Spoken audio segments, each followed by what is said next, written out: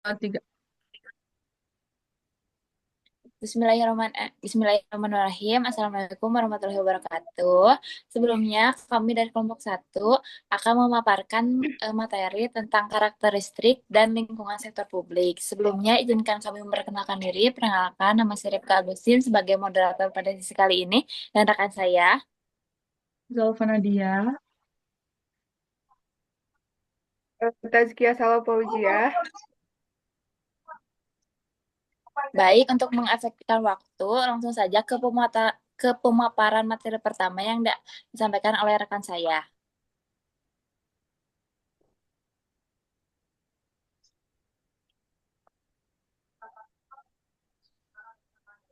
Sejarah akuntansi sektor publik.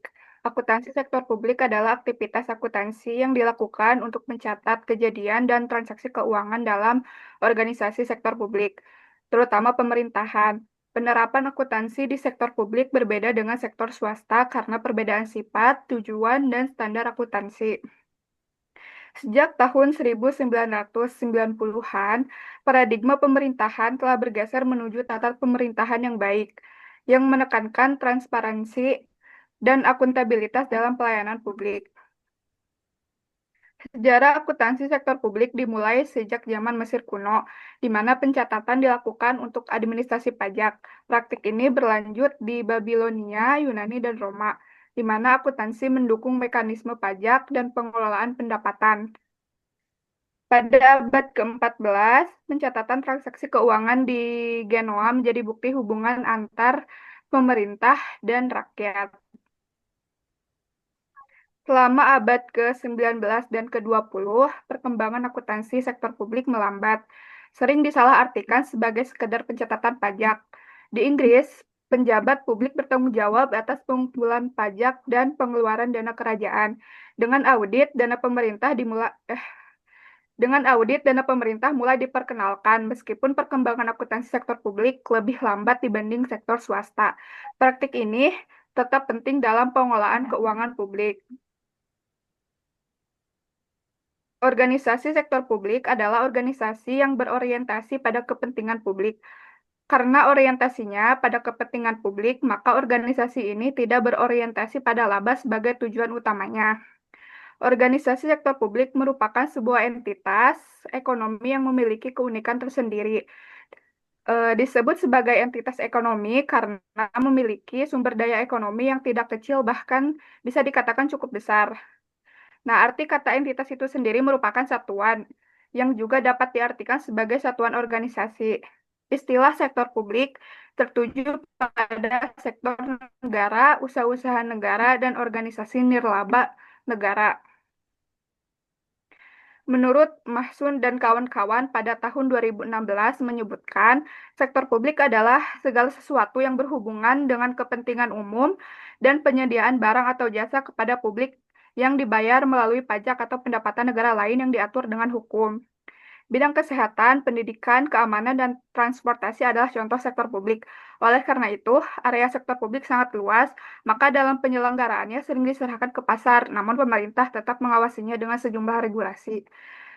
Bahkan beberapa bidang sektor publik dikelola dengan menggunakan sumber pendanaan dari sumbangan atau dana amal. Adapun sifat dan karakteristik akuntansi sektor publik. Akuntansi sektor publik diarahkan untuk mencapai hasil tertentu yang harus memiliki manfaat bagi sektor publik. Dalam beberapa hal akuntansi, sektor publik berbeda dengan sektor swasta, disebabkan karena adanya perbedaan lingkungan yang memengaruhi. Sifat dan organisasi sektor publik terutama adalah tujuan, sifat, dan sumber dananya. Organisasi sektor publik adalah organisasi non-laba, tidak mencari laba, tujuannya adalah memberikan pelayanan kepada masyarakat dan memberikan atau meningkatkan kesejahteraannya.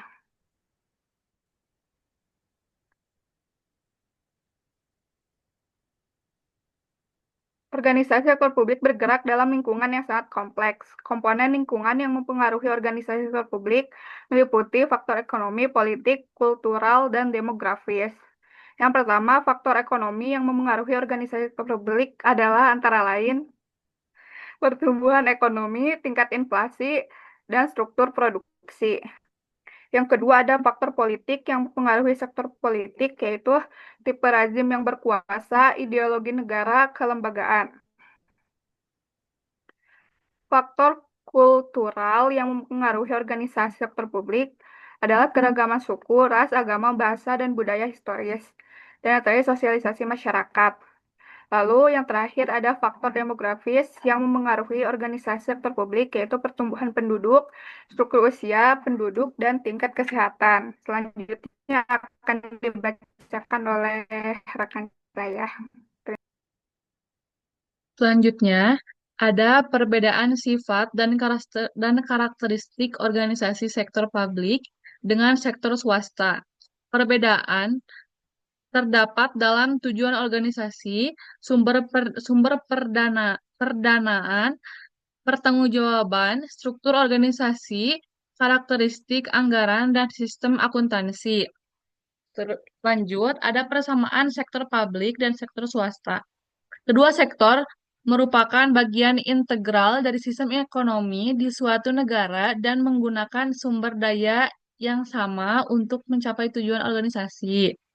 Kedua, kedua sektor ter, kedua sektor ter- terkait pada peraturan perundang-undangan dan ketentuan hukum lain yang disyaratkan.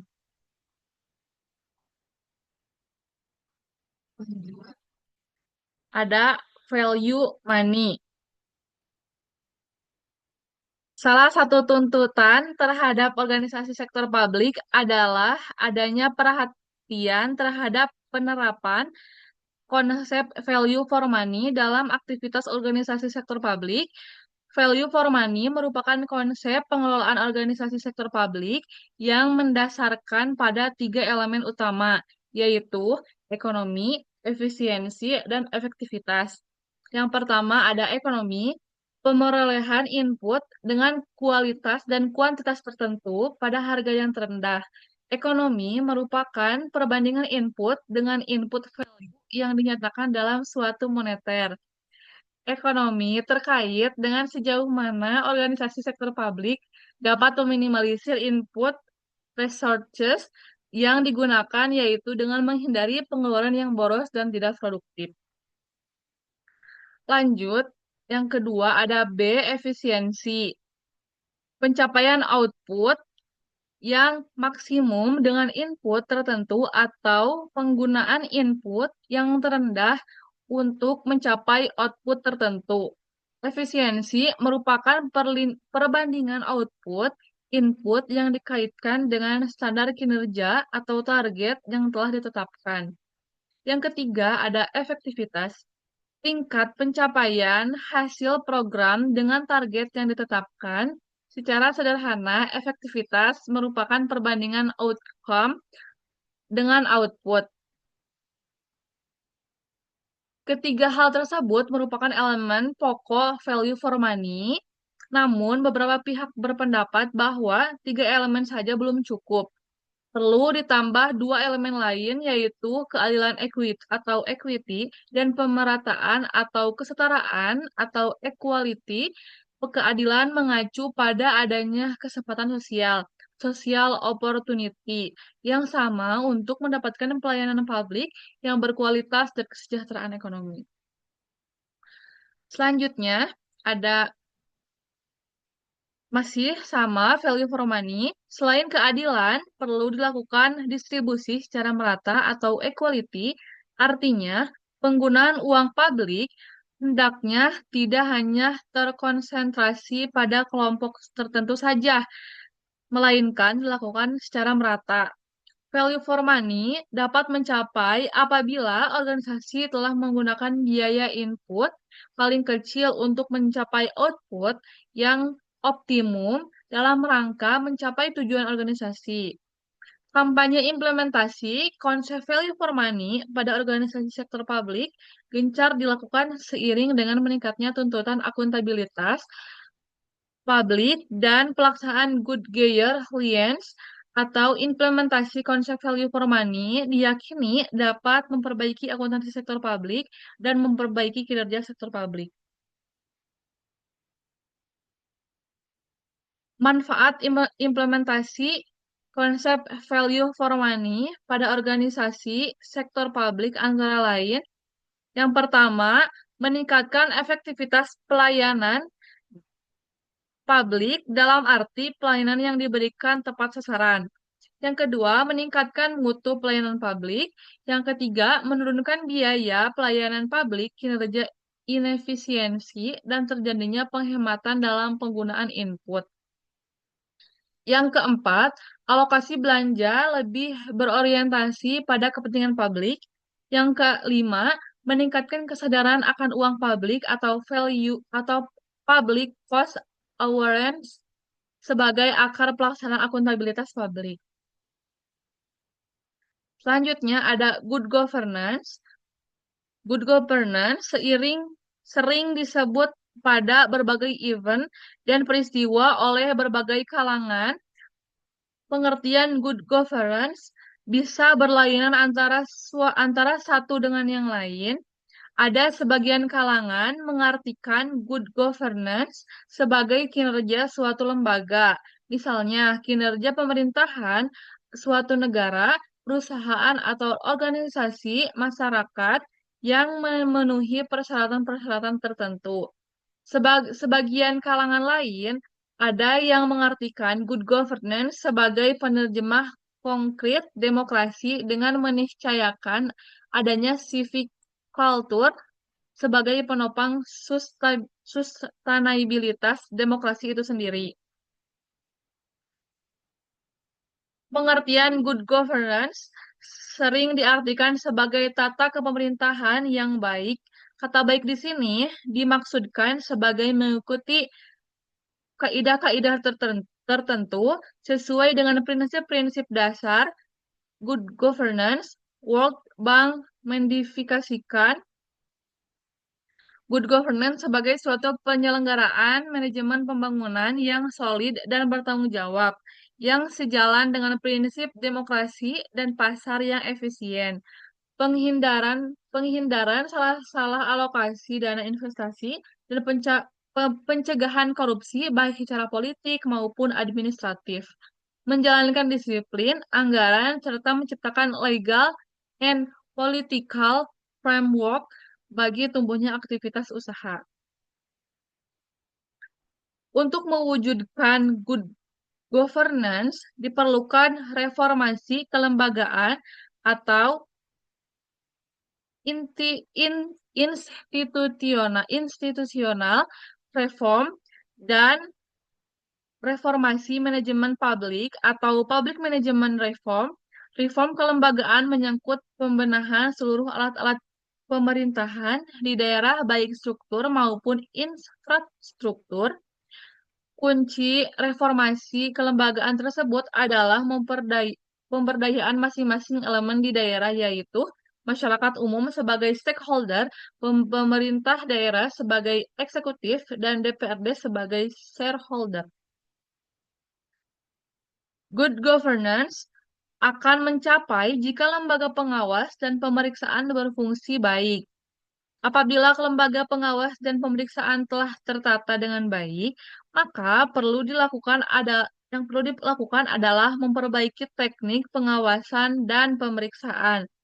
Salah satunya adalah memperbaiki teknik pengawasan dan pemeriksaan. Salah satunya adalah dengan memperkuat pelaksanaan pemeriksaan atau audit, tidak hanya pemeriksaan keuangan, finance audit, akan tetapi perlu juga dilakukan value for money. Sebagaimana diatur dalam Standar Pemeriksaan Keuangan Negara atau SPKN tahun 2007. Value for money audit atau pemeriksaan kinerja adalah pemeriksaan yang dilakukan untuk memeriksa tingkat ekonomi, efisiensi, dan efektivitas pelaksanaan suatu program atau kegiatan dan unit kerja tertentu. Selanjutnya akan dijelaskan oleh rekan saya.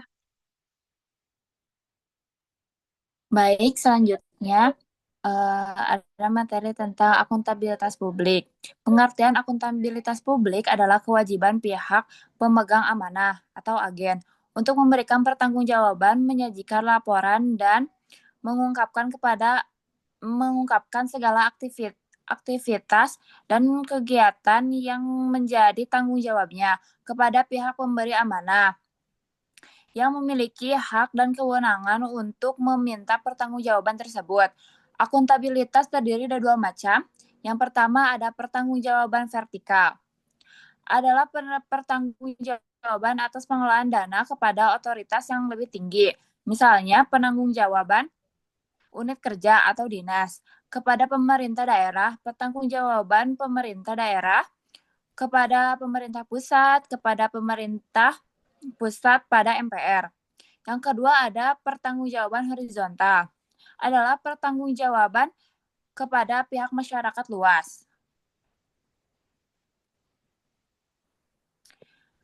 Selanjutnya, akuntabilitas merupakan konsep yang lebih luas dari stewardship, mengacu pada pengelolaan atas suatu aktivitas secara ekonomi dan efisien tanpa dibebani kewajiban untuk melapor. Sedangkan accountability mengacu pada pertanggungjawaban oleh seseorang steward kepada pemberi pertanggungjawaban.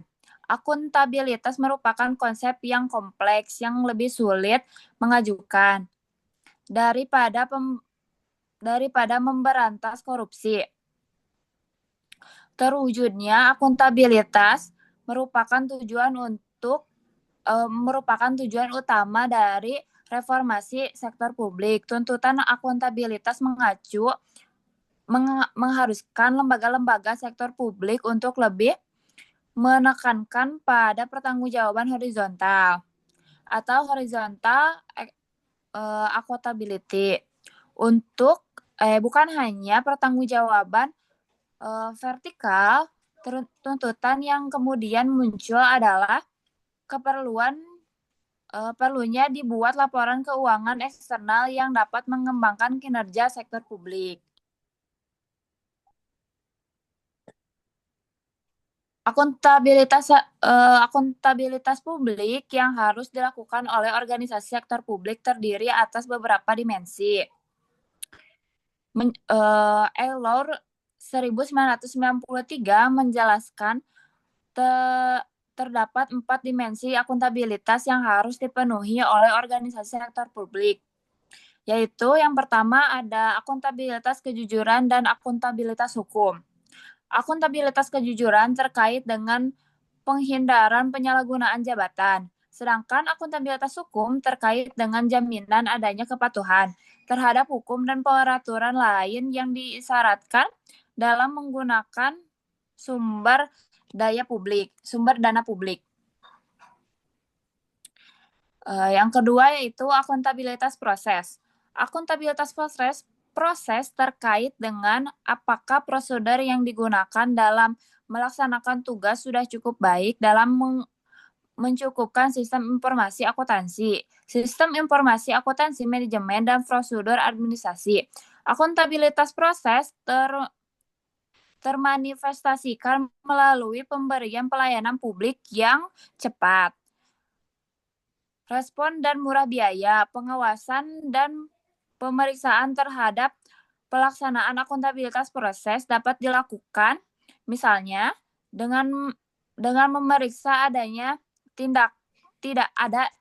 tidaknya markup dan pungutan lain di luar yang telah ditetapkan, serta sumber-sumber inefisiensi dan pemborosan yang menyebabkan mahalnya biaya pelayanan publik dan kelambatan dalam pelayanan.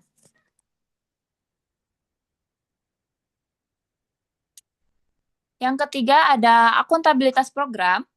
Akuntabilitas program terkait dengan pertimbangan apakah tujuan yang ditetapkan dapat dicapai atau tidak, dan apakah setelah pertimbangan alternatif program yang memberikan hasil yang optimal dengan biaya yang minimal.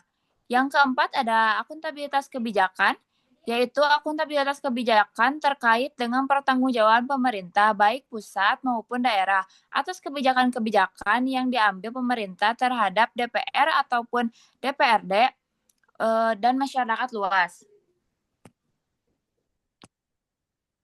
Baik, pemaparan materi telah selesai. Selanjutnya ada kesimpulan. Istilah sektor publik sendiri memiliki pengertian yang bermacam-macam. Hal tersebut merupakan konsekuensi dari luasnya wilayah publik, sehingga setiap disiplin ilmu ekonomi, politik, sosial, dan hukum memiliki cara pandang dan definisi yang berbeda-beda. Dari sudut pandang ekonomi, sektor publik dapat dipahami sebagai suatu entitas yang aktivitasnya berhubungan dengan usaha untuk menghasilkan barang-barang dan pelayanan publik dalam rangka memenuhi kebutuhan dan hak publik. Akuntansi sektor publik dan sektor swasta berbeda dalam beberapa hal. Misalnya, birokrasi pemerintah, sektor swasta tidak dapat menggantikan tugas dari sektor publik, tetapi beberapa tugas dan fungsi sektor publik beberapanya dapat juga dilakukan oleh sektor swasta. Misalnya tugas untuk menghasilkan beberapa jenis pelayanan publik seperti layanan komunikasi, pendidikan, transportasi publik, dan lain sebagainya. Perbedaan sifat dan karakteristik akuntansi tersebut disebabkan karena adanya perbedaan lingkungan yang mempengaruhi.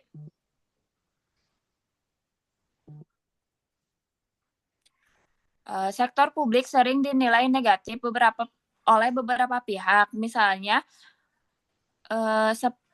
sebagai serang inefisien, pemborosan sumber, kebocoran dana, dan institusi yang selalu merugi. Tuntutan baru muncul agar organisasi sektor publik memperhatikan kualitas dan profesionalisme serta value for money dalam menjalankan aktivitasnya. Value for money merupakan konsep pengelolaan organisasi sektor publik yang mendasar pada 3 elemen, yaitu ekonomi, efisiensi, dan efektivitas. Selain itu, tuntutan yang lain adalah perlunya akuntabilitas publik dan privasi terhadap perusahaan-perusahaan milik publik untuk menciptakan good public dan corporate government. Baik, pemaparan materi telah selesai. Mungkin cukup sekian pemaparan materi dari kelompok kami. Mohon maaf atas kekurangannya. Assalamualaikum warahmatullahi wabarakatuh.